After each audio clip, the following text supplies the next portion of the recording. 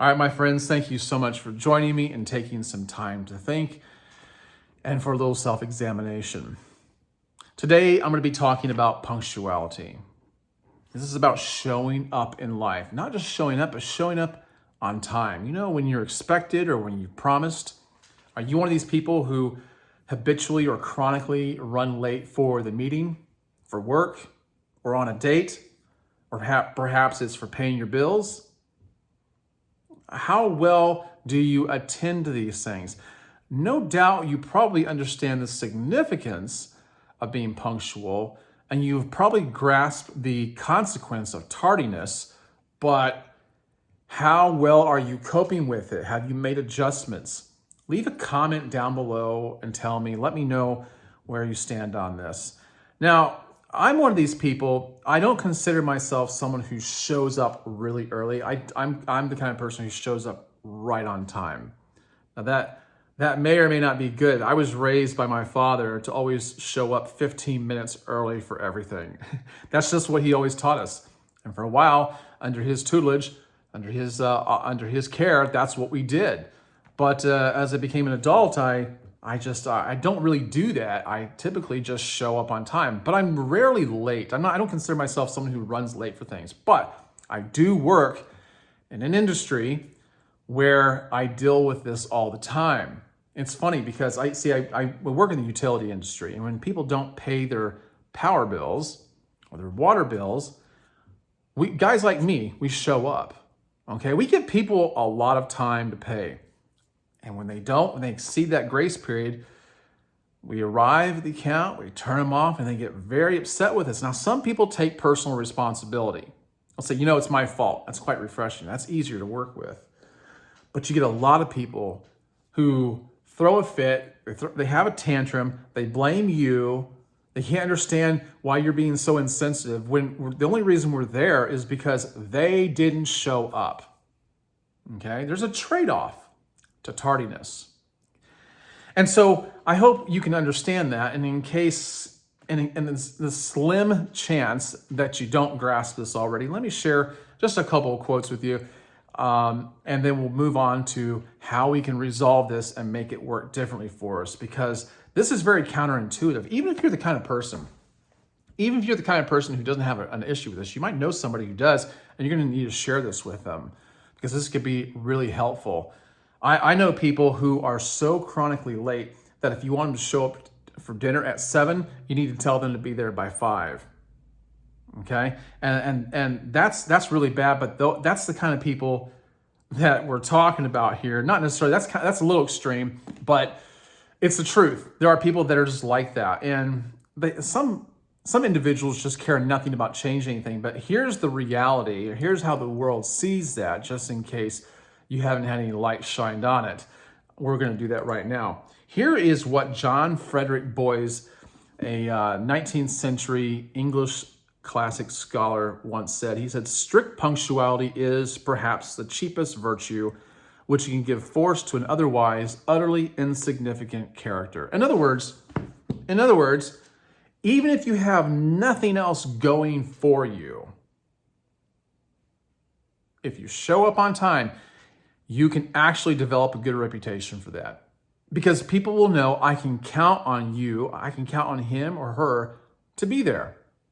The fact that they can get a warm body to do the job says a lot, because that's a real problem for a lot of people. People might seem to have a lot of energy. They might talk like they can be a real asset, but they have this issue with showing up on time or at all. And then we also have I have another quote here by a man named Richard Cecil. He was an Anglican priest, I think back in the 18th century. He said, "Appointments once made become debts. If I have made an appointment with you, I owe you punctuality. I have no right to throw away your time if I do my own."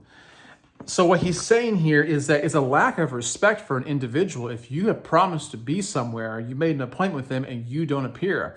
And not only does it show that you don't respect them, but you don't respect yourself. All right? And then Horatio Nelson said something my dad would have liked. He said, I have always been a quarter of an hour before my time, and it has made a man out of me. It's made a man out of me. Well, I don't know. I don't know if it makes a man out of someone, but it does speak a lot to someone's character.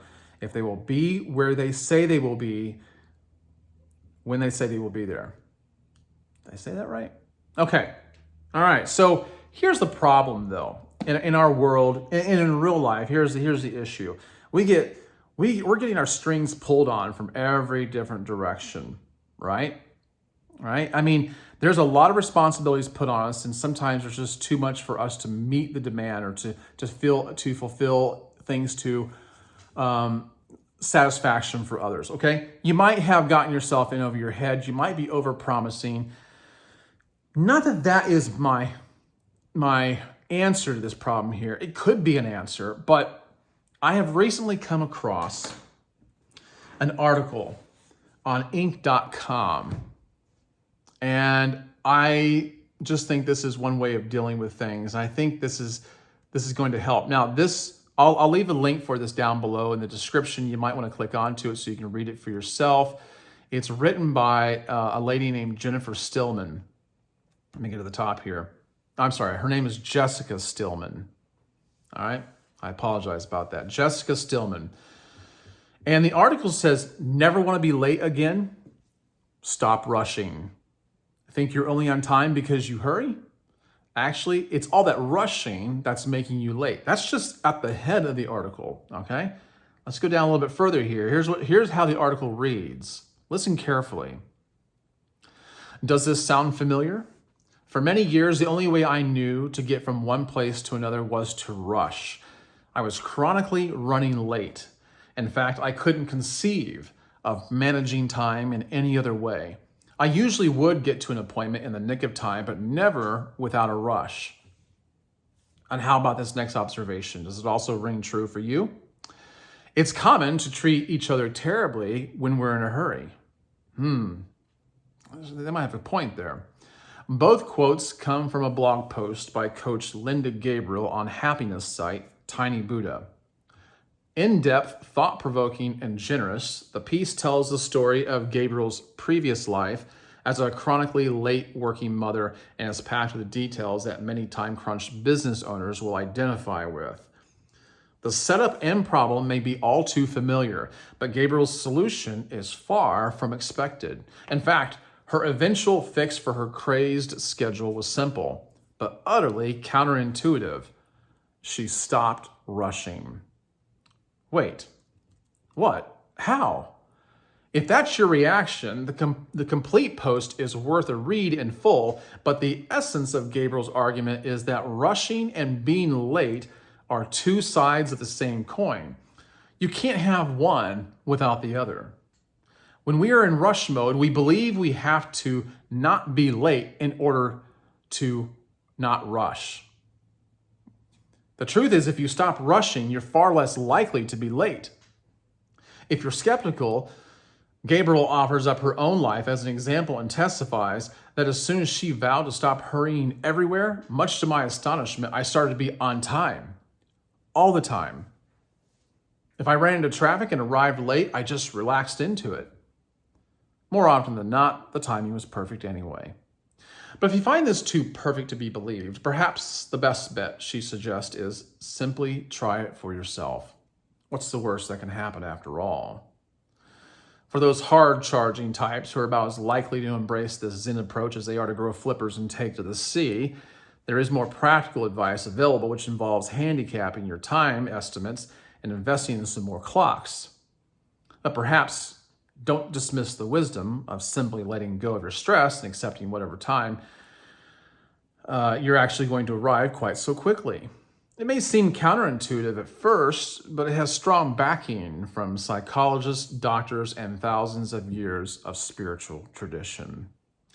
I've made a video not too long ago about not being in a hurry, slowing down. And that's not exactly what she's saying here, but it kind of follows along the same principle a little bit. I have found that what she's saying here is true. When you get in a rush, at least when I've gotten into a rush at work or anywhere else, I find it a little bit harder to show up on time. And I think a lot of it has to do with the fact that I think less clearly, I'm more stressed, and even if I do arrive on time, I don't feel good. It really, the juice hasn't been worth the squeeze. And I might think, well, I look a little bit better to the boss, or I look a little bit better to the customer. But what did I have to do to get that? Now, it's not advocating that we just be okay with not showing up on time. It's just saying that you sometimes get places a little bit faster if you move a little bit slower. And if you're not putting yourself under a tremendous amount of stress. And for me, that has absolutely been true. And I wonder if you have found this out likewise, if you're willing to give it a try. Leave a comment down below, like I've asked, and tell me. Tell me if this is something you've already discovered and how it's working out for you. Tell me if this sounds good to you, because up till now, you may not have ever considered this as an option, as a possibility. And this is really good news for a lot of people, because while they understand that their constraints are ever so tight on them, when you slow down, when you stop rushing and think a little bit more clearly, it's easier to figure out what you need to do. You make fewer mistakes. I will tell you that. But I hope that's helped. I hope it's meant something to you. Being punctual is good for your reputation. It's horrible to be tardy, but there is a trade-off. Remember that you can't be perfect, and you might have to be a little late sometimes, but let's not be chronic about it. If this is an issue you've been struggling with, this might be something that can help you. Counterintuitive advice is usually my favorite kind of advice, because it means I have to think a little bit differently, and it just might work. It gives people hope. I hope it's done that for you. Let me know. All right, guys, make sure you see the description down below for anything that I might have down there for you. I've enjoyed it. I hope you have a great day. I'll catch you in the next one. Be wise.